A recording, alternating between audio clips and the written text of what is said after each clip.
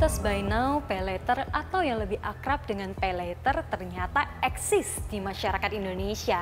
Hal ini terbukti dari begitu banyak lembaga jasa keuangan yang mengembangkan fasilitas ini dan bahkan mereka berkompetisi di bidang ini, baik dari perbankan maupun dari jasa pembiayaan yang aktif mengaktifkan platform digital mereka. Sangat disayangkan, maraknya penyedia pay later ini malah digunakan sebagai modus penipuan yang baru.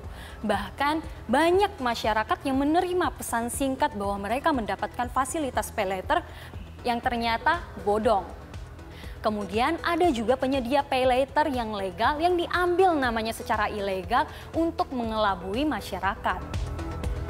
Nah, lantas bagaimana fenomena penipuan pay later bodong ini terjadi di masyarakat Indonesia? Dan apa sih indikasi-indikasi bahwa penipuan baru masih terus terjadi di Indonesia? Simak liputan berikut ini.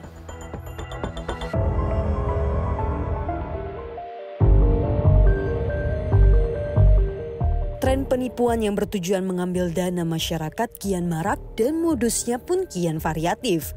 Bahkan bisnis pay later yang kian menjamur juga ikut terseret menjadi salah satu modus penipuan.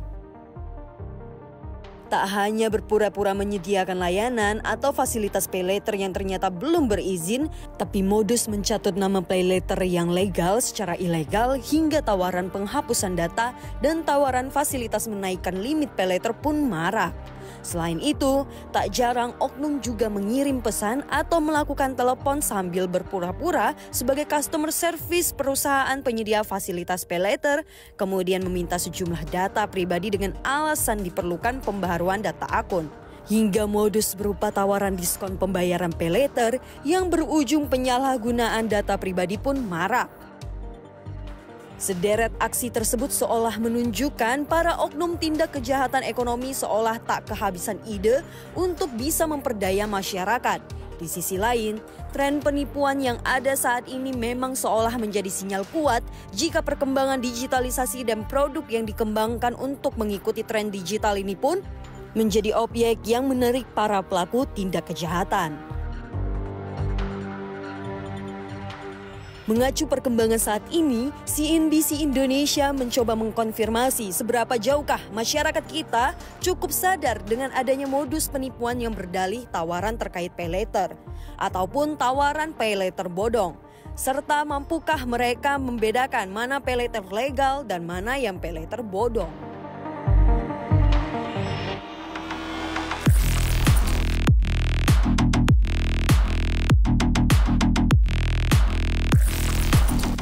Bisa sih, harusnya kan tinggal dilihat di OJK itu kan biasanya ada list ya bank-bank apa aja bank atau peer to peer yang ngeluarin pay later gitu sih. Setahu saya ya, untuk yang legal biasanya mereka akan disclaimer bahwa mereka diawasi dan terdaftar di OJK.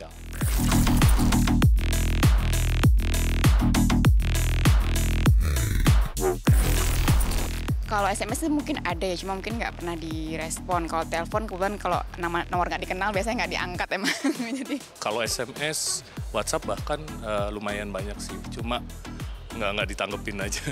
Oh, kalau pesan sering ya, cuma emang didiemin aja, nggak pernah ditanggepin.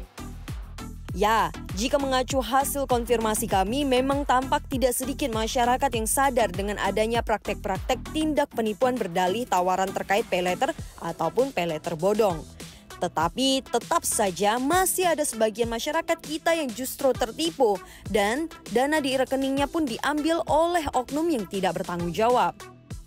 Tak jarang situasi tersebut terjadi karena minimnya literasi di masyarakat, sehingga dengan mudahnya tak jarang ada masyarakat yang terbujuk tawaran-tawaran dari oknum tak bertanggung jawab.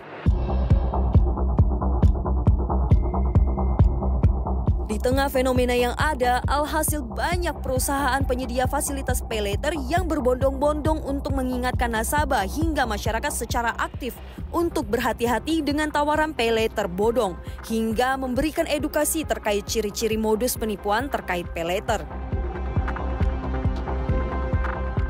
Wakil Ketua Dewan Komisioner Otoritas Jasa Keuangan atau OJK Mirza Aditya Swara menyatakan perusahaan financial technology atau fintech dan fasilitas pay later adalah produk-produk hasil pengembangan internet atau digital yang sejatinya hadir untuk menjadi alternatif pendanaan untuk masyarakat.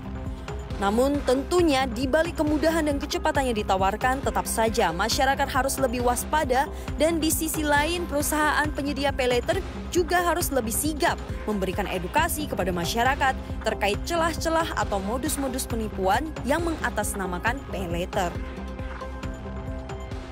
Memang kalau kita lihat kan ada produk P2P, ada produk pay later, ya, yang memang produk dari hasil berkembangnya digitalisasi, ya, hasil berkembangnya dunia internet begitu, dan memang sektor jasa keuangan juga menawarkan produk tersebut.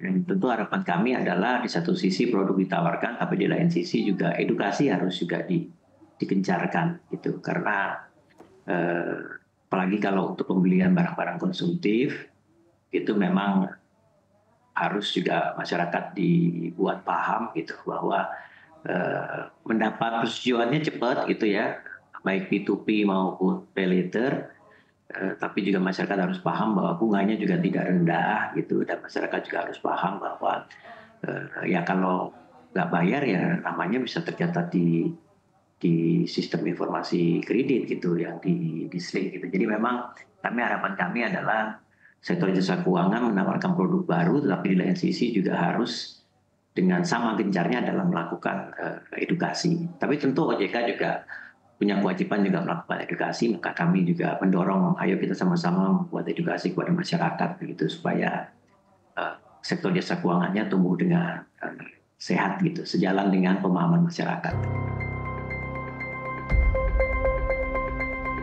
Di samping adanya modus penawaran terkait pay later ataupun pay later bodong, Mirza mengakui belakangan ini tren ekspansi lembaga jasa keuangan yang menyediakan pay later pun masih cukup pesat, baik itu bank ataupun perusahaan pembiayaan atau multi-finance.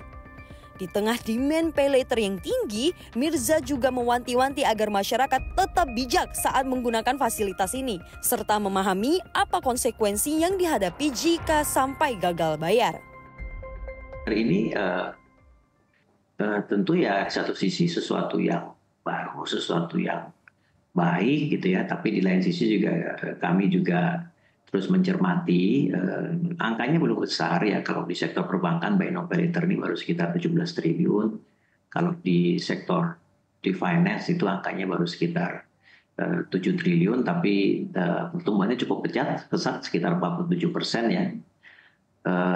Dan kami mencermati bahwa banyak dari generasi muda kita gitu yang menggunakan pay later ya, yang diperlukan adalah edukasi bahwa pay later banyak tersedia, tapi tolong juga jangan lupa bayar gitu ya, karena pinjemnya 2 minggu 1 bulan, jangan lupa bayar, karena kalau lupa bayar nanti namanya tercatat di sistem kredit gitu ya, di SLIK yang biasa kita kenal gitu.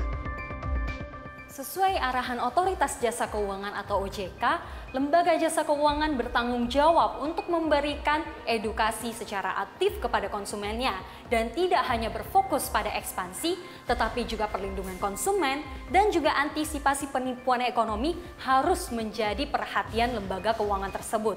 Dari Jakarta, Dwi Devita dan Terry Vansdiba, CNBC Indonesia, Beyond Business.